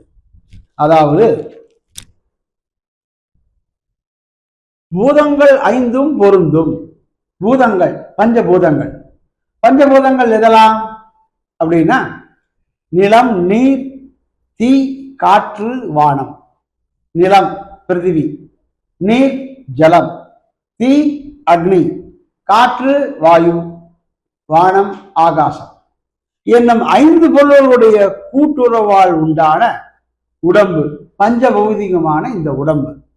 இந்த உடம்பினால் உடலை அடிப்படையாக வைத்து பிறந்த சாதங்கள் சாதிகள் நான்கினோடும் அந்தனர், அரசர், வணிகர், வேளாளர் என்னும் 4 வகை பிரிவோடும் சங்கதமாம் சேர்ந்திருக்கின்ற வேதம் கொண்டு உயர்வு தாழ்வாகிற வேற்றுமைகளை கொண்டு என்ன பயன் பெறுவீர், என்ன லாபத்தை அடைவீர்கள்? எவ்வுயிருக்கும் அனைத்து உயிர்களுக்கும் இந்திரேகோன் லட்சுமி நாயகரான தன்னடியே எம்பெருமானுடைய திருவடிகளே சரண் புகழாகும் என்று காணும் அறிவீர்களாக காணும் முன்னிலை என்பதாக காட்டுகிறார். அதாவது உடம்பு இருக்கும் வரை சாதி முதலிய வேறுபாடுகளின் பற்றுதல் தொடர்ந்து வரும் அல்லவா என்று வினா உண்டாக அவற்றால் என்ன பயன் என்று விடை கூறுகிறார். என்று விடை கூறி எல்லா ஆன்மாக்களுக்கும் திருமகள் நாயகன் திருவடிகளே புகழாய் காண்பீர்கள் என்னும் உண்மை கூறப்படுகிறது இந்த பாசனத்திலே. ஆகவே பூதங்கள் ஐந்தும் பொருந்து உடலினால் பிறந்த மஞ்சுசேர் வானெறி நீர் நிலம் காவிவை மயக்கினேன் அஞ்சு சேர் ஆக்கை என்று திருமங்கை ஆழ்வாரும் சுவை ஒளி ஊறு ஓசை நாற்றம் இவ்வைந்தின் வகை தெரிவான் கட்டே உலகு என்றும் ஆன்மாவுக்கும் உடலுக்கும் தொடர்பில்லை என்பதை நன்கு உணர்த்துகிறார் இந்த பாசுரத்திலே. சாதங்கள் நான்கினோடும் அந்த அரசர், வணிகர், வேளாளர் என்று சொல்லப்படும் சாதிகள் 4 சாதிகள் என்பதற்கு சாதிகள் என்று பொருள். இந்நான்கு சாதிகளும் மேலே சொன்ன ஐம்பூதங்களால் ஆகிய உடனினால் ஏற்பட்டவைகளே. ஆகவே நான்கினோடும் சங்கமதாம் வேதம் கொண்டு இவ்வாறான 4 சாதிகளோடு சேர்ந்திருக்கிற பற்பல சாதி வேறுபாடுகள் உயர்வு தாழ்வுகளுக்கு காரணமாயிருப்பன. அந்தனர் முதலே சாதியை பற்றி கொண்டு பிரம்மச்சரியம், இல்லறம், வானப்பிரஸ்தம், துறவரம் என்று வேறுபாடுகள் வருகின்றன. இந்த உடலை பற்றி வருகின்ற இவ்வாறான வேறுபாடுகள் எவ்வளவோ கூறலாம். இக்கருத்தை பரிமேலழகர் 4 வகை நிலைத்தாய் வருணம் தோறும் வேறுபாடு உடைமையை என்று கூறியுள்ளார். என்ன பயன் பெறுவீர், இவ்வாறு வேறுபாடுகள் கொண்டு என்ன பயனடையப் போகிறீர்கள் என்று உலகோரை நோக்கி கேட்கப்படுகிறது. பயன் ஏதுமில்லை என்பதற்கு இதற்கு பதில். இதனால் உணர்த்தப்படும் குறிப்பு என்னவென்றால், யான் எனது என்னும் குற்றங்களுக்கு காரணமாயிருப்பதால் சாதி வேறுபாடுகள் ஆன்மாவுக்கு கேடுகளையே விளைவிக்கும் என்பதாகும். இங்கு என்ன பயன் கெடுவீர் என்று பாடவேதம் கொண்டு அதற்கு கெடுவீர்கள் என்று விழுவேற்றுமையாக்கி அருகில் இருப்பாரை நோக்கி கூறுவதாகவும் பொருள் கொள்ளப்படுகிறது. எவ்வுயிருக்கும் இந்திரகோன் தன்னடியே காணும் சரண் என்றும் அனைத்து இருக்கும் அவன் திருவடிகளே புகழ் என்று பொது நின்ற பொன்னன்களே தொழுவின் முனிவினைகள் முன்னங்கடலும் தொழுவின் என்று திருவந்தாதி பாட்டை புதத்தாழ்வாருடைய அனுசந்தித்த பாட்டை பொது நின்ற பொன்னங்கடல் என்று இறைவனுடைய திருவடி அனைவருக்கும் பொது என்று கூறப்பட்டது. இது பற்றிய வைணவ திருக்கோயில்களில் வழிபாட்டுக்கு வரும் அனைவர் தலைகளிலும் திருவடியை நிலையை, அதாவது எம்பெருமானுடைய ஸ்ரீசரபோகத்தை வைப்பதை நாம் கண்கூடாக பார்க்கிறோம் என்பதாக இப்பாட்டில் 14வது பாட்டிலே அருளாள பெருமாள் எம்பெருமாள் கூறுகிறார். அடுத்து 15வது பாசுரம் ஞானசாரம் 15வது குடியும் குளமும். குடியும் குளமும்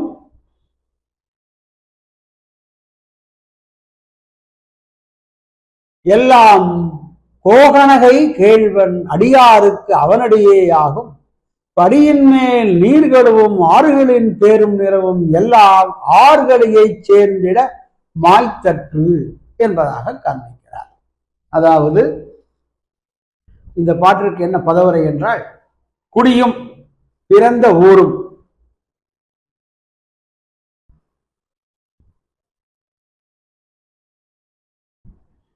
குலமும் பிறந்த கோத்திரமும், எல்லாம் மற்றும் பிறப்பு குறி அடையாளங்கள் எல்லாம் பிறப்பு குறி அடையாளங்கள். கோணகை திருமங்கை மணாளன் கேள்வன் அடியார்களுக்கு தொண்டர்களுக்கு அவனடியே ஆகும். இறைவனான அவனுடைய திருவடிகளே அனைத்துக்கும் ஆகும். இதற்கு எடுத்துக்காட்டு படியின் மேல் பூமியிலே நீர்கடவும் நீர் நிறைந்த ஆறுகளின் நதிகளுடைய பேரும் கங்கை முதலிய பெயரும் நிறமும் சிவப்பு வெறுப்பு கருப்பு முதலிய எல்லா வேற்றுமைகள் எல்லாம் ஆறுகளில் சமுத்திரத்தை, ஆறுகளின சமுத்திரம் கடல் சேர்ந்து கலந்து மாய்ந்திடும் அற்று அழிந்து போவது போன்று என்பதாக காட்டுகிறார். அதாவது எவ்வுயிருக்கும் இந்திரைகோன் தன்னிடையே காணும் சரண். எல்லா உயிருக்கும் என்ன வேண்டும் என்றால் இந்திரைகோள். இந்திரைகோள்னா விஷ்ணுவனுடைய அடி, தன்னடியே காணும் என்று கீழ்கூறிய கருத்தை மேற்படி எடுத்துக்காட்டி திருடீகரணம் பண்ணுகிறார் இப்பாட்டு. எவ்வுயிருக்கும் இந்திரகோன் தன்னடையே காணும் சரண் என்று கீழ்கூறிய கருத்தை எடுத்துக்காட்டுடன் இப்பாடல் நிலை நிறைத்துகிறது. திருமகள் மணாளனுக்கு அடியார் என்னும் பெயரையே தங்களுக்கு அடையாளமாக கொண்டவர்களுக்கு ஞானம் பிறப்பதற்கு முன்பு அடையாளமாக குறிப்பிட்ட ஊர் பெயர், குலம் பெயர், கோத்திரம் மற்றும் சிறப்புடைய அடையாளங்கள் எல்லாம் ஞானம் பிறந்த பிறகு அவன் திருவடிகளே ஆகும் என்று கூறப்படுகிறது. ஒருவனுக்கு ஞானம் பிறந்து விட்டால் அவனுடைய குடிப்பெயர்கள் எல்லாம் அழிந்து போய்விடும். ஒன்றே ஒன்றுதான் நினைக்கும், நீரும் எம்பெருமானுடைய திருவடியை சரண் பற்றி வந்தேன், நானும் சரண் பற்றி வந்தேன், நாம் எல்லாம் ஒன்று, பிறப்புக்கும் எல்லா உயிருக்கும் என்பதான நிலை அப்பொழுது அவனுக்கு தெரிய வரும் என்பதாக காட்டுகிறார் இப்பாட்டில். அதாவது குடியும் குளமெல்லாம் சோனாட்டு பூஞ்சாற்று பார்ப்பான் கவுனியன் விண்ணாத்தாயன் என்னும் ஒரு புறநானூறு பாசுரம் ஒன்று உள்ளது. குடியும் குளமெல்லாம் அப்படி என்றால் சோனாட்டு பூஞ்சாற்று பார்ப்பான் கவுனியன் விண்ணத்தாயார் என்று புறநாற்று பாடலிலும், வெங்கன்மா களிருந்தி விண்ணியேற்ற விரல் மன்னல் திரளைய வெம்மாய் உரித்த செங்கானன் கோச்சோழன் என்றும், இருங்கிழங்கு திருமொழிவாய் எந்தோ ஈசருக்கு எழில் மாடம் 70 செய்து உலகவாண்ட திருக்கிழக்கு வளச்சோழன் என்றும் திருமங்கையாழ்வார் பாடலில் வரும் குடி குலம் கோத்திரம் மற்றும் சிறப்பு அடையாளங்கள் சொல்லி இருப்பவற்றை காணலாம். குடியிலே பிறப்பு, ஆபிஜாத்திய பெருமை, கிராமம் ஒருவர்களுக்கு கிராம பெயர் அல்லது ஊர் பெயர், இண்டி பெயர், குலம் கோத்திரம் எல்லாம் என்றும் மற்றும் அடையாளமாக சொல்லப்படுபவை கோகனகை கேள்வன் அடியாருக்கு. திருமாலடியார்களுக்கு கோகனகம் தாமரை கோகனகை தாமரையால் கேள்வன் நாயகன் திருவின் மணாளன் என்று பொருள். இப்படிப்பட்ட திருவின் நாயகனான இறைவன் திருவடிகளில் அடிமையே, அதாவது திருமாலடியார்கள் என்பதையே தங்களுக்கு அடையாளமாக. என்ன அடையாளம் வேண்டும் என்றால், நான் திருமாலடியார் என்ற அடையாளம் வேண்டுமே தவிர நான் மிக பெருந்த சோழன், சேரன், பாண்டியன், நான் இக்குலத்தில் பிறந்தவன், அக்குலத்தில் பிறந்தவன், அதையெல்லாம் வேண்டாம். அதையெல்லாம் தவிர்த்தல் வேண்டும். ஒன்றே ஒன்று, தொண்டர் குலம் திருமாலடியார் என்பதுவே வேண்டும் என்பதை உணர்த்துகிறார். அவனுடையே ஆகும். அதாவது அடியவராவிற்கு முன்பு குடிகுலம் கோத்திரம் சூத்திரம் முதலிய காரணங்களை பற்றி வந்த அடையாள பெயர்கள் எல்லாம் அடியரான பிறகு அவையெல்லாம் அழிந்து போம். திருமால் அடியார் என்று ஒரு பேரே நிலைத்து நிற்கும். இறைவன் திருவடி உறவையை அடையாளமாக கொண்டவராய் அதை பற்றியே திருமாலடியார் என்று அழைக்கப்படுவர் என்றதாயிற்று. இதற்கு சரியான உதாரணம் மேலே சொல்லப்படுகிறது. படியின் மேல் பூமியின் மேல் என்ன உதாரணம் அப்படின்னா, நீர் கெழுவும் ஆறுகளையே சேர்ந்து மாய்த்திடும் அற்று. ஒரு ஆறு இருக்கு, கங்கை, காவேரி, தாமிரபரணி. அவையெல்லாம் ஓடும் பொழுது இது யமுனை என்றும் கங்கை என்றும் தாமிரபரணி என்றும் காவேரி என்றும் சரையு என்றும் கூறப்படுகிறது. அவையெல்லாம் சென்று சேரும் இடம் இது கடல். கடலிலே சென்று சேர்ந்து விட்டால் இது கங்கை ஜலம், இது தாமிரபரணி ஜலம், இது யமுனை ஜலம் என்று வேறுபாடு உண்டா? வேறுபாடு அல்ல இல்லவோ? அதையெல்லாம் சேர்ந்து கடலிலே சேர்ந்து கடல் ஜலம் ஆகிவிடும். அதுபோல இந்த ஜலங்கள் என்ன நிறமாக இருந்தாலும், அது செம்மையாக இருந்தாலும் பழுப்பாக இருந்தாலும், கங்கை நிறம் ஒரு மாதிரியாக இருக்கும், யமுனை நிறம் கொஞ்சம் கிருஷ்ணன் போலே கருப்பாக இருக்கும், மந்தாக்கினி ஒரு நிறமாக இருக்கும். நிலத்தியல்பு நீர் பெருந்தற்றாகும் என்பதாக அந்த நிலத்திற்கு தகுந்தால் போலே அந்த நீரின் நிறமும் மாறுபடும். இவையெல்லாம் சென்று கடலிலே சேர்க்கும் பொழுது அது ஒன்றாக ஆகிவிடுகிறது. அதுபோல இவர்கள் இந்த வருணம் அந்த வருணம் இந்த வருணம் என்று இருந்தால் கடைசியாக இவர்கள் எந்த குடிப்பிறப்பாக இருந்தாலும் திருமாலடியார் என்று ஒரு குடிப்பிறப்பாகிவிட்டால் அந்த ஜலங்கள் எல்லாம் கடைசியிலே கடலில் சேர்ந்து கடல் ஜலம் என்று ஒன்றாகுமா போலே அனைத்து ஆத்மாக்களும் கடைசியிலே சேர்ந்து எம்பெருமான் திருவடிகளிலே சேர்ந்து இவன் திருமால் அடியார் என்றே ஒன்றாகும் என்பதாக இப்பாட்டிலே காண்பிக்கிறார். படியின் மேல் பூமியின் மேல் நீர் கழுவும் ஆறுகளின் நீர் நிறைந்த உடைய நதிகளின் பேரும் நிறமும் எல்லாம், அதாவது கங்கை யமுனை முதலிய பெயர்களும் செம்மை கருமை வெண்ண முதல் நிறங்கள் எல்லாம் ஆறுகளையே சேர்ந்து சமுத்திரத்தை சேர்ந்து கலந்த பின் மாய்ந்திடமற்று அழிந்து போவது போன்று அடியவராவதற்கு முன்புள்ள குடிப்பெருமை குழப்பெருமை முதலிய அனைத்தும் மறைந்து போய்விடும். இது எதுபோன்று எனில் பூமியில் நீர் நிறைந்து பெறும் ஆறுகளின் பெயர்களும் நிறங்களும் சமுத்திரத்தில் கலந்து காணாமல் போவது போன்றாகும் என்பதாக காட்டுகிறார். ஆகவே நிலையில்லாதமாகும் சாதிபுரம் முதலியவற்றுக்கு முக்கியத்துவம் கொடுக்க வேண்டாம் என்றும், நிலையான இறைவன் அடியராம் தன்மைக்கே இவர்கள் முக்கியத்துவம் கொடுக்க வேண்டும் என்றும், அடியராம் தன்மை எல்லா ஆன்மாக்களுக்கும் பொதுவானது என்றும் உணர வேண்டும். இவ்வுணவினால் வேற்று மனப்பான்மைகள் ஒளியும் திருமாலடியார் என்னும் உணர்வு உண்டாகும் என்பதாக இந்த 15வது பாசனத்திலே ஞானசாரம் அருளி செய்த அருளாள பெருமாள் எம்பெருமானார் காட்டுகிறார். அடுத்த பாசனம் 16வது பாசனம்.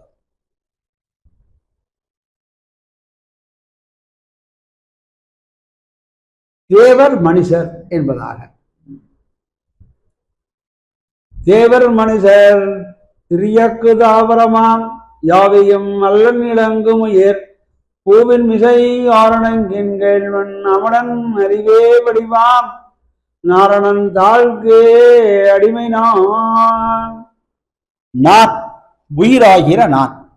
தேவர் இந்திரன் முதலிய தேவர்கள், மனுஷர் அந்தனர் அரசர் முதலியோர், திரியக்கு பசு பறவை முதலிய விலங்குகள், தாவரமாம் மரம் செடி கொடிகளாகிய தாவரங்கள் எவையுமாய் சொல்லப்பட மாட்டேன், யாவையும் அல்லேன் எவையுமாய் சொல்லப்பட மாட்டேன். இதையெல்லாம் நிலையில்லாதவனாய் சிறிது பொழுது ஆத்மாவை பற்றி நின்று கழிவன. ஆதலால் அவற்றை கொண்டு ஆத்மாவை குறிப்பிடுவது முறையில்லை என்பது.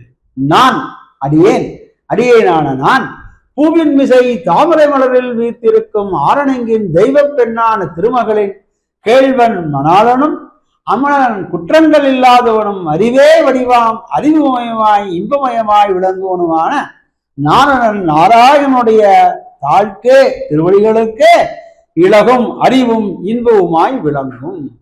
உயிர்கள் அடிமையாகும்.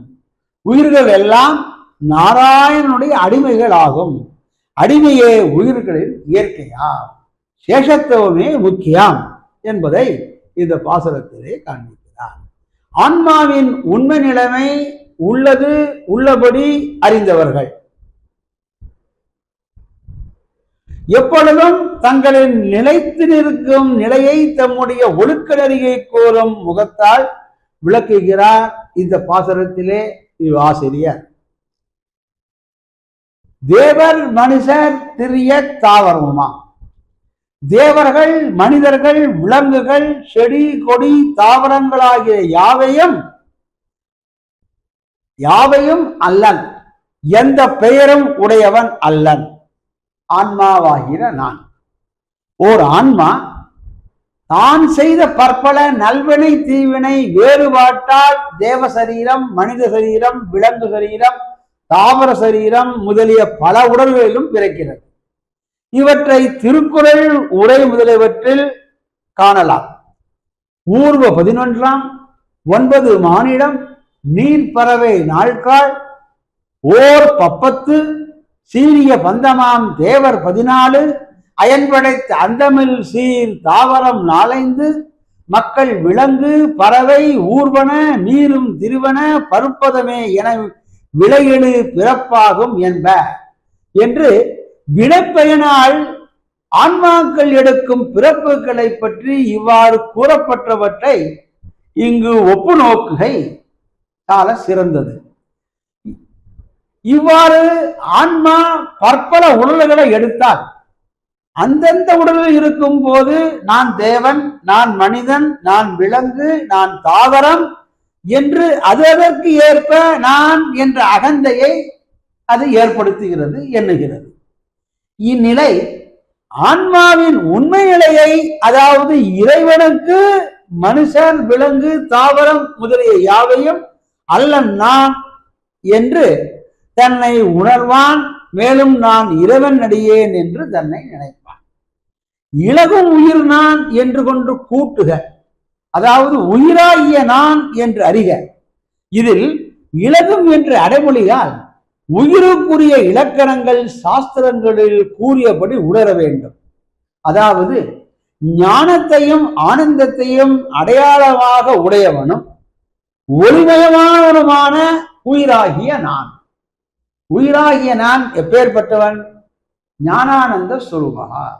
ஞானத்தையும் ஆனந்தத்தையும் அடையாளமாக கொண்டு ஒளிமயமானவனாக உயிராகிய அடியேன் என்று பொருள். மேலும் அச்சேதன பொருள்களை காட்டிலும் வேறுபட்டதாய் ஞானத்தையும் ஆனந்தத்தையும் அடையாளமாக கொண்டதாய் ஞான வடிவாய் இருப்பதாய் உள்ளது ஆன்மா என்பதையும் இங்கு காண்க. மேலும் தத்துவத்திரயம் என்ற நூலில் சித் பிரகரணத்தில் தத்துவத்திரயம் என்ற ஒரு நூல் சுவாமி மனோபால மாமுனிகள் தத்துவத்திரயத்துக்கு வியாக்கியானம் பண்ணியிருந்தார். அந்த தத்துவத்திரயத்திலே 3 பிரகரணங்கள், சித் பிரகரணம், அச்சித் பிரகரணம், ஈஸ்வர பிரகரணம் என்று. அந்த தத்துவத்திரயம் என்னும் நூலில் சித் பிரகரணத்தில் ஆன்மாவுடைய இலக்கணத்தை அருளிச்செய்கையில் ஆத்மாவுக்கு என்ன லட்சணம், அதுக்கு என்ன டெஃபினிஷன், என்ன இலக்கணம் என்று சொல்லும் பொழுது அந்த தத்துவத்திரயத்திலே ஆத்மாவுடைய லட்சணத்தை சொல்லுகிறார்கள். அதாவது ஆத்மஸ்வரூபம் என்பது, ஆத்மஸ்வரூபம் சென்று சென்று பரம்பரமாய் என்கிறபடியே தேகேந்திரிய மனப்பிராண புத்தி விலட்சணமாய் அஜடமாய் ஆனந்த ரூபமாய் நித்தியமாய் அணுவாய் அவ்யக்தமாய் அசிந்தியமாய் நிரவயமாய் நிர்விகாரமாய் ஞான ஆசிரியமாய் ஈஸ்வரனுக்கு நியாமையாய் தாரியமாய் சேஷமாய் இருக்கும் இருப்பு என்று கூறியதை இங்கு காண வேண்டும். ஆத்மாவுக்கு என்ன லட்சணம்னா இத்தனையும் ஆத்மாவுக்கு லட்சணம்.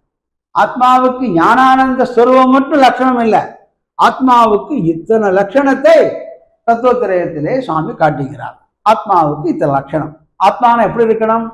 ஆத்மஸ்வரூபம் கைவந்த ரிஷிகளுக்கும்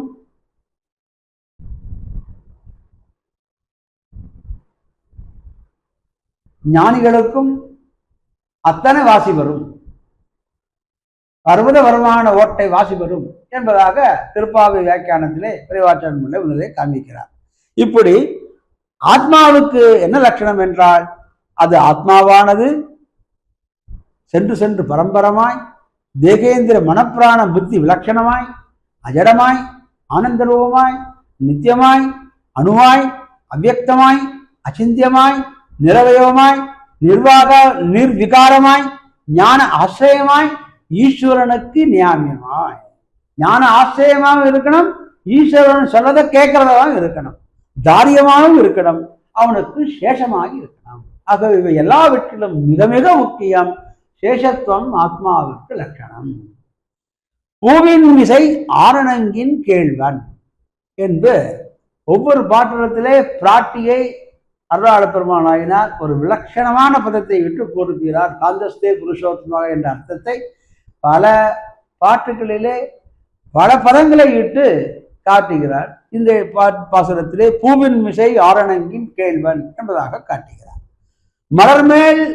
மலர்மேல் உறைவாய் அகிலகில்லே இறையும் என்று அலர்மேல் மங்கை உரைமார்வா என்பது போல இங்கே மலர்மேல் உறைவாய், பூவில் மேல் இருப்பாய் என்று மலர்மேல் உறைவாய் என்று திருவாய்மொழியிலே அம்மாழ்வார் அருளி செய்தபடி தாமரை பூவின் மேல் வசிப்பவளாய் அழகான வடிவை உடையவளான பெரிய பிராட்டியாருக்கு மணாளனாய் காந்தஸ்தே புருஷோத்தமனாய் இருப்பவன் என்று இதற்கு பொருள். அணங்கு தெய்வ பெண், அழகு முதலிய தெய்வ குணங்கள் எல்லாம் நிறைந்த பெரிய பிராட்டியார். கேள்வன் அவனுக்கு மணாளன். அமலன் தீய குணங்களுக்கு எதிரியாய் இருப்பவன். அறிவே வடிவாய் ஞானத்தையும் ஆனந்தத்தையும் தனக்கு வடிவாக கொண்டு இருப்பவனான நாராயணன்.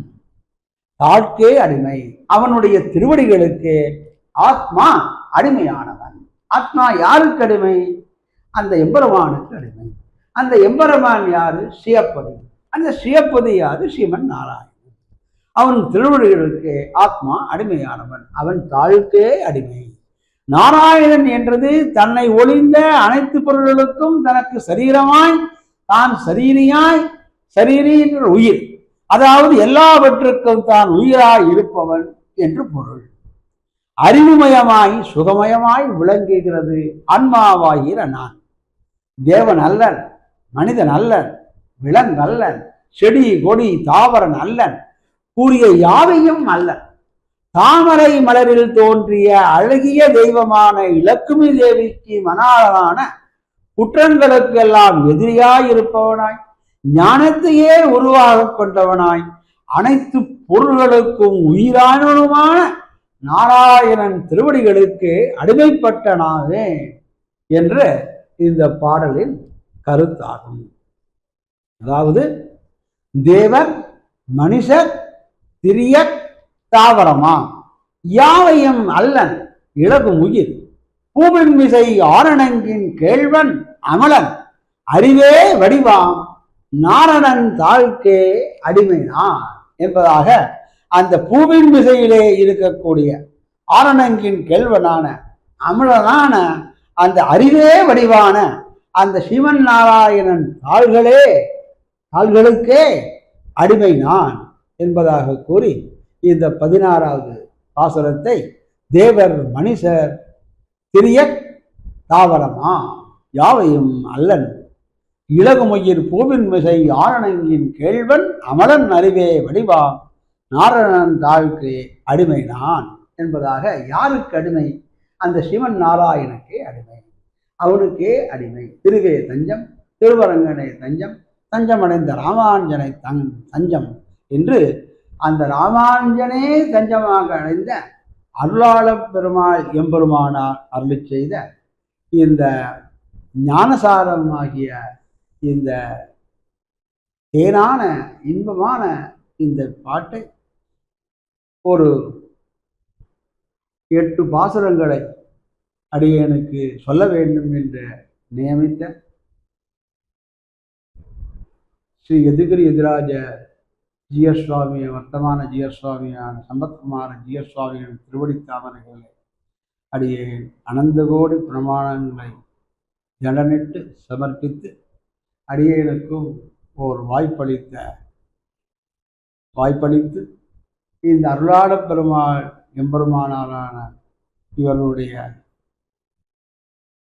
சாரபூதமான ஸ்ரீ வைஷ்ணவத்தின் தத்துவமான முமுட்சுப்படியின் தத்துவமான திருமந்திரத்தின் தத்துவமான அதில் ஓங்காரம் தத்துவமான அதில் ஓங்காரத்திலே மிகச்சிறந்த முதலிலே அகாரவாச்சியரான எம்பெருமானுடைய தத்துவத்தை மிக சாரமாக பொழிந்து நமக்கு தேனாக தெல்லிய தமிழிலே அமுது ஊட்டி இருக்கும் அந்த அருளாளப் பெருமாள் எம்பெருமாள் திருவடிகளுக்கும் ஜீயர் சுவாமியுடைய திருவடிகளுக்கும் பல்லாண்டு பாடி அடியனுக்கு வாய்ப்பளித்தவர்களுக்கும் நன்றி கடனை அடியேன் கிருதச்சிதா நிவேதனமாக தெரிவித்துக் கொண்டு